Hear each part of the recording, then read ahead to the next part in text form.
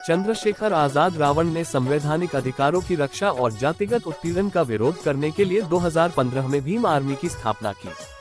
10/11 उत्तर प्रदेश के AHP inter college में दलित छात्रों के साथ भेदभाव और जाति आधारित हिंसा की रिपोर्ट के बाद गठित समूह और भीम आर्मी ने तब दलित छात्रों की रक्षा करने में मदद की। 12/11 आजाद ने सार्वजनिक रूप से एक संकेत पोस्ट करने के बाद ध्यान आकर्षित किया जिसमें लिखा था, धड़कौली का महान चमार आपका स्वागत है। 10/11 उच्च जाति के ठाकुर दलित पहचान के उत्सव से नाराज थे और उन्होंने बोर्ड के निर्माण पर आपत्ति जताई। 13 लेकिन भीम आर्मी ने हस्तक्षेप किया और सुनिश्चित किया कि ठाकुरों ने कोई हिंसा नहीं की। 13 एक अन्य घटना में ठाकुरों ने एक दलित दूल्हे को उसकी शादी में घोड़े पर सवार होने से रोका। 13 फिर भी भीम आर्मी ने हस्तक्षेप किया और दूल्हे को बचा लिया। 13 उत्तर प्रदेश में संघर्ष के बाद भीम आर्मी को राष्ट्रीय स्तर पर प्रसिद्धि मिली। 14 जून 2017 में समूह के नेता चंद्रशेखर, एक वकील, 2/6 को Uttar Pradesh special task force द्वारा गिरफ्तार किया गया था।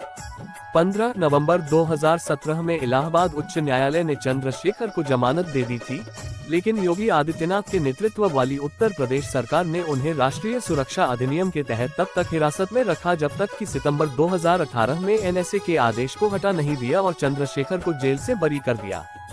16 चंद्रशेखर खुद को बहुजन पहचान का प्रतिनिधि और काशीराम का अनुयायी बताते हैं।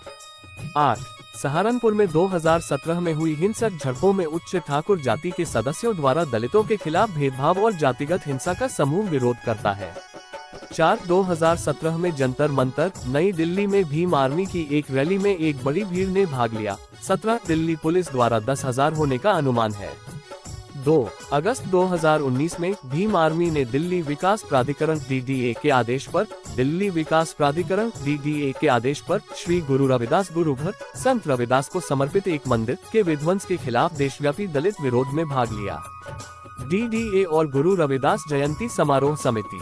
18 पुलिस ने चंद्रशेखर और विनय रतन सहित दर्जनों लोगों को गिरफ्तार किया, जिसके बाद भीम आर्मी ने उनकी रिहाई की मांग की। 19 दिसंबर 2019 में चंद्रशेखर ने घोषणा की कि भीम आर्मी औपचारिक रूप से चुनावी राजनीति में प्रवेश करेगी। समूह पहले अर्ध राजनीतिक बल के रूप में संचालित होता था। 7 चंद्रशेखर ने कहा कि हमने बहुजन समाज पार्टी के साथ हाथ मिलाकर काम करने की कोशिश की, लेकिन उसके नेता ऐसा करने को तैयार नहीं थे। 7 चंद्रशेखर ने कहा कि नया राजनीतिक दल लखनऊ में एक कार्यालय स्थापित करेगा और सत्तारूढ़ भाजपा का मुकाबला करने के लिए काम करेगा। 7 चंद्रशेखर ने भाजपा को अपना मुख्य राजनीतिक विरोधी बताया है, लेकिन बहुजन समाज पार्टी की नेता मायावती को भी टक्कर दी है।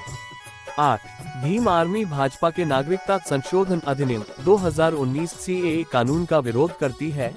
7 जनवरी और फरवरी 2020 में भीम आर्मी ने CAA के खिलाफ विरोध प्रदर्शन में शामिल होकर इसे निरस्त करने की मांग की।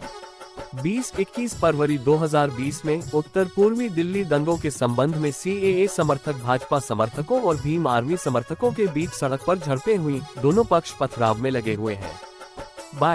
15 मार्च 2020 को चंद्रशेखर ने आधिकारिक तौर पर आजाद समाज पार्टी नामक अपनी नई राजनीतिक पार्टी की घोषणा की। समाजवादी पार्टी, बहुजन समाज पार्टी, भारतीय राष्ट्रीय कांग्रेस और राष्ट्रीय लोकदल के 98 पूर्व नेता इस नई पार्टी में शामिल हुए। 23